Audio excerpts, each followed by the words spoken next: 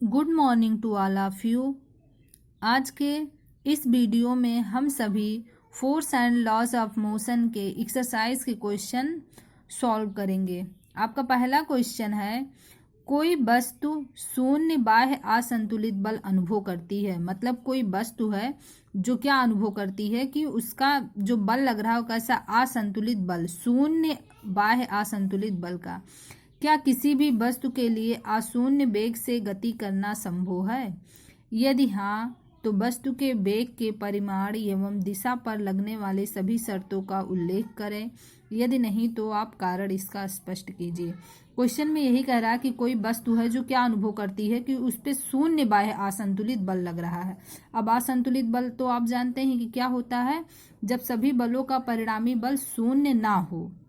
तो कह रहा है कि क्या इस केस में वस्तु अशून्य वेग से गति करना प्रारंभ करेगी। तो देखिए इसके दो केस बनेंगे, जिसमें से आपका पहला जो होगा वो क्या होगा कि यदि वस्तु विराम की स्थिति में है, मतलब कोई वस्तु है जो किस स्थिति में है, विरामावस्था में है, तो अशून्य वेग से गति करना संभव नहीं है। अब देखिए अगर वस्तु विराम अवस्था में है तो जब उस पे हम क्या करेंगे, असंतुलित बल लगाएंगे, तभी वो वस्तु क्या होगा, गति की अवस्था में आएगी। लेकिन वो कह रहा है क्वेश्चन में कि बाह्य असंतुलित बल का अनुभव करती है। मतलब वो अनुभव करती है कि उस पे कोई असंतुलित बल कार्य नहीं कर रहा है। तो देखिए इस स्थिति में आपका आंसर क्या हो जाएगा, गलत हो जाएगा। मतलब जब जड़त्व की स्थिति में है तब ये केस संभव नहीं है। लेकिन अगर देखिए यदि किसी गतिमान वस्तु पर कार्यरत सभी बलों का परिणामी बल शून्य है, मतलब जो वस्तु है वो कैसा है, गतिमान है, ठीक है, और उस पे जो असंतुलित बल कार्य कर रहा है उसका क्या कह रहा है कि परिणामी बल शून्य है। मतलब जो बल लग रहा है सब साइड से क्या है, इक्वल है। तो वस्तु का कुल प्रारंभिक वेग अशून्य होगा। तो उस स्थिति में वस्तु का प्रारंभिक वेग आपका अशून्य होगा, ठीक है। तो इस स्थिति में क्या हो जाएगा, अशून्य वेग से गति करना संभव है। अब आपका देखिए सेकेंड क्वेश्चन जो है, सेकेंड क्वेश्चन में आपसे कह रहा है कि जब किसी छड़ी से एक दरी या कारपेट को पीटा जाता है तो धूल के कण बाहर आ जाते हैं, क्यों, स्पष्ट करना है। अब ये जड़त्व के कारण होता है। अब सेकंड और थर्ड क्वेश्चन आपको खुद से करना है। देखिए इसका रीजन आप क्या लिखेंगे, होता क्या है। पता तो सबको है कि जड़त्व के कारण होता है, लेकिन आप इसको लिखेंगे कैसे। इसका रीजन ये हो जाएगा कि जब हम क्या करते हैं, छड़ी से किसको, दरी को पीटते हैं, तो उस पे एक बल कार्य कर रहा, पीट रहे हैं स्टिक से तो उस पे एक बल लगा रहे हैं ना। तो बल के कारण जो दरी है वो तो हमारी गतिशील हो जाती है, लेकिन उसमें जो धूल के कण हैं वो जड़त्व के कारण स्थिर ही रह जाते हैं और वो क्या होते हैं, नीचे गिर जाते हैं। दूसरा देखिए कह रहा है, बस की छत पर रखे सामान को रस्सी से क्यों बांधा जाता है। अब इसका रीजन भी आप जानते हैं कि किस कारण से होता है, लेकिन आप क्या लिखेंगे, देखिए इसका रीजन ये लिखेंगे कि जड़त्व के कारण बस पे जो सामान रखा है वो सदियों कैसा रहता है, स्थिर रहता है, ठीक है। जड़त्व के कारण जो बस हो गया उसके ऊपर जो सामान रखा है वो सदियों कैसा रहेगा, स्थिर रहना चाहेगा या स्थिर रहता है। तो जब बस आगे चलती है तो स्थिर रहने के कारण ही क्या होता है, पीछे की ओर गिरने लगता है, और जब वस्तु रुकती है तो ये आगे की ओर गिरने लगता है। इसी कारण क्या कर देते हैं, हम सामान को बांध देते हैं। अब चौथा प्रश्न आप देखेंगे, कह रहा है किसी बल्लेबाज द्वारा क्रिकेट की गेंद को मारने पर गेंद जमीन पर लुढ़कती है, ठीक है। बल्लेबाज है, क्या कर रहा है, बॉल को मारा, वो बॉल जमीन पे लुढ़क रही है। कुछ दूरी चलने के पश्चात गेंद रुक जाती है। गेंद रुकने के लिए धीमी होती है, क्योंकि मतलब जब वो किक मारा उस पे गेंद ऐसे ऐसे लुढ़क रही है, फिर कुछ समय बाद गेंद क्या होती है, स्लो होने लगती है कि वो रुक जाए। वो किस कारण से होती है, इसको देखिए। अब देखिए इसमें आपके कितने चार ऑप्शन दिए हैं। पहला कह रहा है बल्लेबाज ने गेंद को पर्याप्त प्रयास से हिट नहीं किया, मतलब वो ज्यादा एनर्जी लगा के उसे हिट नहीं किया जिसके कारण वो रुक गई, तो ये तो कोई रीजन नहीं है। फिर कह रहा है वेग गेंद पर लगाए गए बल के समानुपाती है, अब ये भी इसका कोई रीजन नहीं है। सी कह रहा है गेंद पर गति की दिशा के विपरीत एक बल कार्य कर रहा है। अब आप जान रहे हैं कि क्या होता है, उसके विपरीत दिशा में एक बल कार्य करता है जिसके कारण वो क्या होता है, गेंद रुक जाता है। तो इसका सी ऑप्शन सही होगा। अब देखिए पांचवा प्रश्न है, कह रहा है एक ट्रक विरामावस्था से, अब विरामावस्था की बात कर दिया तो यहाँ पे आप जान जाइए प्रारंभिक वेग की बात करा u बराबर 0 से किसी पहाड़ी से नीचे की ओर नियत त्वरण से लुढ़कना शुरू करता है। नीचे की ओर क्या कर रहा है, किसी पहाड़ी से नीचे की ओर उतर रहा है। 20 सेकेंड मतलब t बराबर आपका दे दिया 20 सेकेंड में, दूरी कह रहा है 400 मीटर की दूरी तय करता है। इसका त्वरण निकालिए। अब आपको क्या निकालना है, त्वरण मतलब a निकालना है।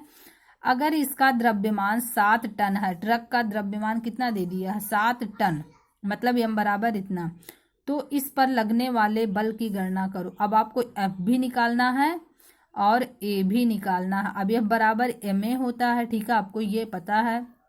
न्यूटन्स के सेकंड नियम में आप क्या किए हैं, इसको प्रूफ कर दिए हैं कि ये बराबर इतना होता है। तो देखिए इसको सॉल्व करेंगे कैसे। अब सबसे पहले तो जो चीज़ें हमारा गिवन होता है उसको हम नोट कर लेते हैं। u बराबर उसमें प्रारंभिक वेग कह दिया है कि स्टार्ट करती है, तो प्रारंभिक वेग आपका u बराबर 0 मीटर पर सेकेंड हो जाएगा, ठीक है, ये जान ही रहे। अब दूरी इतना दिया है, t आपका इतना दिया। अब आप यहाँ से पहले a निकालेंगे तभी तो आप f बराबर ma निकाल पाएंगे, क्योंकि m तो आपको गिवन है लेकिन a आपका नहीं दिया है। ये सारे मात्रक आपके दे दिए हैं, जिससे हम क्या करेंगे, a का मान निकालेंगे। अब देखिए u दिया, s दिया, t दिया, तो आप क्या करेंगे, न्यूटन का सेकेंड इक्वेशन लिखेंगे, s बराबर ut plus half A T square. अब यहाँ पे s का मान आप रखेंगे 400 मीटर, यहाँ पे रख दिए। u का मान आप कितना रखेंगे 0, तो t भी आपका 0 हो जाएगा, तो इसको रखने से कोई मतलब नहीं है, 0 हो गया। प्लस हाफ हो गया, a ऐसे रखे, टी स्क्वायर, टी का मान कितना है 200, फिर ये आपका हो गया 400 सेकेंड स्क्वायर, ठीक है, जब इसका वर्ग की। अब देखिए पक्षांतर करके आप क्या करेंगे, a का मान बस निकालेंगे, तो a बराबर कितना हो जाएगा, इसका मल्टीप्लाई इसमें हो गया 400 इंटू 2 मीटर, ही आपका हो गया। अब इससे क्या करेंगे, डिवाइड कर देंगे 400 सेकेंड स्क्वायर से।